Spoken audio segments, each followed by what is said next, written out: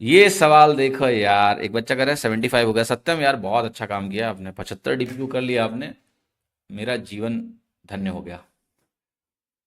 हम्म। आपको फायदा मिले तो इससे बड़ी बात मेरे लिए कुछ नहीं है। हम्म। चलिए सवाल देखिए, बहुत अच्छा सवाल है। एक एक्सप्रेशन है, उस एक्सप्रेशन को कह रहा है कि भैया सिंप्लीफाई कर दो। अब देखो इस सवाल में एक तरीका तो हो सकता है कि हम वैल्यू रखें, लेकिन सवाल यह है कि वैल्यू रखें कि नहीं रखें। अच्छा जरा चैट में बताओ, वैल्यू इस सवाल में रखना चाहिए कि नहीं? सवाल देख के बोलो कि वैल्यू पुटिंग करें कि ना करें। यस या नो में कमेंट में सब लोग लिखो, चैट में लिखो। चैट में लिख के बताओ कि वैल्यू रखनी चाहिए कि नहीं।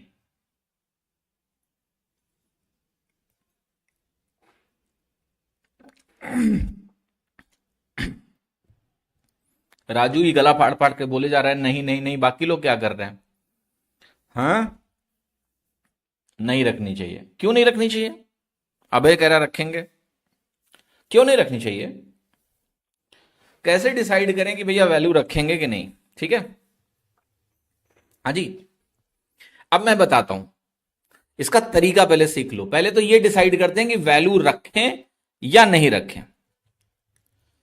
तो देखो ऐसा होता है, वैल्यू रखें या नहीं रखें, इसमें पहली चीज ये देखना है, सबसे पहला चीज ये देखना है कि वैल्यू सिर्फ क्वेश्चन में रखनी है या ऑप्शंस में भी रखनी पड़ेगी। अगर वैल्यू सिर्फ क्वेश्चन में रखनी है, ऑप्शंस कुछ ऐसे हैं 1 2 3 4, मतलब ऑप्शन में कोई वैल्यू नहीं रखनी है, तो आप बेधड़क तरीके से वैल्यू रखिए। लेकिन अगर क्वेश्चन में भी वैल्यू रखनी है और फिर चारों ऑप्शन में वैल्यू रखनी है, ना रखिए। क्यों? क्योंकि प्रॉब्लम क्या है कि कोई वैल्यू अगर मैं रख रहा हूं और उस वैल्यू पे मान लिया दो ऑप्शन सेम आ गए, फिर फिर हम फंस जाएंगे। फिर हमको कोई और वैल्यू डालनी पड़ेगी। क्या यह समय की घोर बर्बादी हो जाएगी एग्जाम में? क्या एग्जाम में ऐसा हो जाने पर कि एक वैल्यू रखी हमने और दो ऑप्शन हमारे सेम आ जाएं, क्या आपको हार्ट अटैक भी आ सकता है? यस। फिर लोग कहेंगे वैक्सीन से मर गया।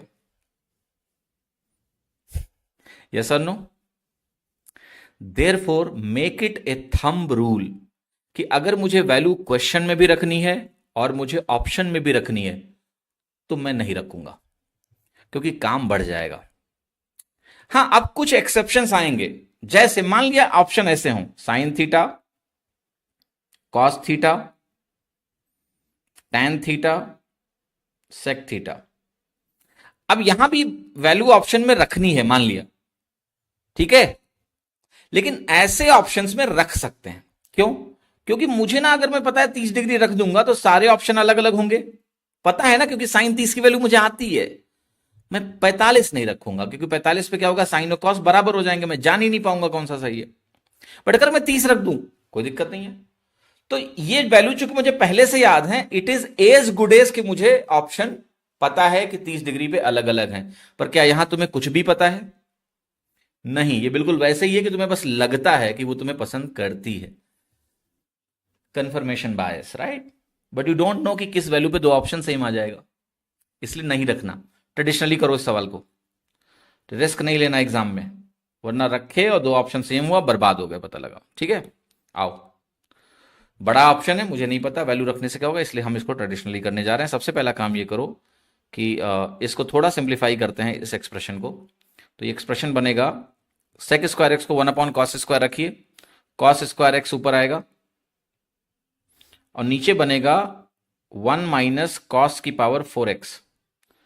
यहां आपका आएगा साइन स्क्वायर एक्स ऊपर और नीचे बन जाएगा 1 - sin⁴x। यस। जो ये वैल्यू है इसको मेंटली रखो कि अभी गुणा करना है, किया नहीं है मैंने। फिर देखो क्या होगा, नीचे इसको फैक्टराइज कर लेते हैं। 1 - cos⁴x को मैं लिख सकता हूं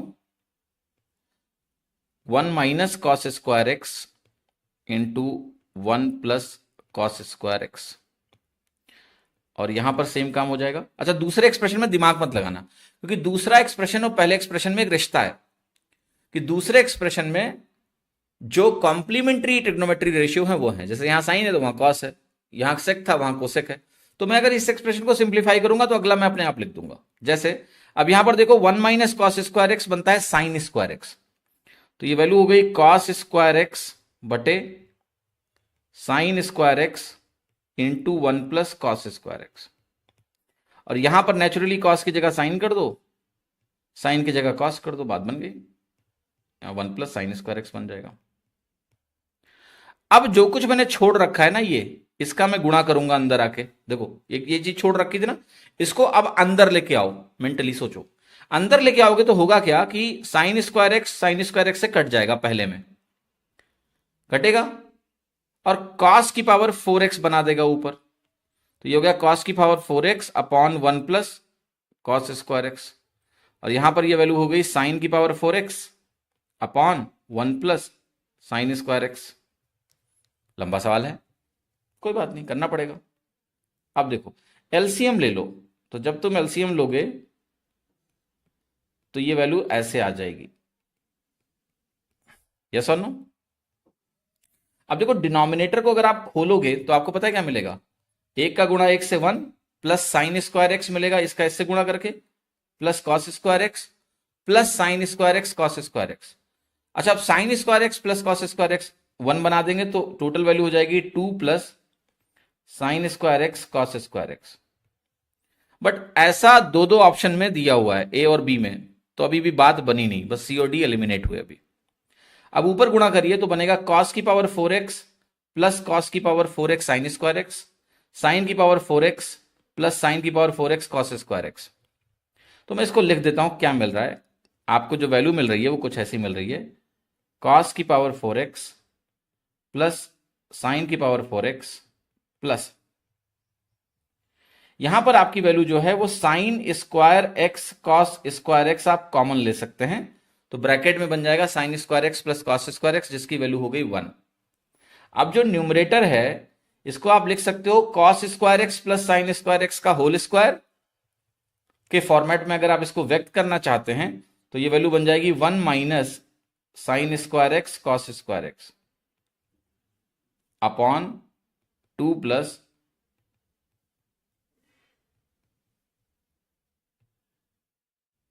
आंसर क्या हो गया, बी।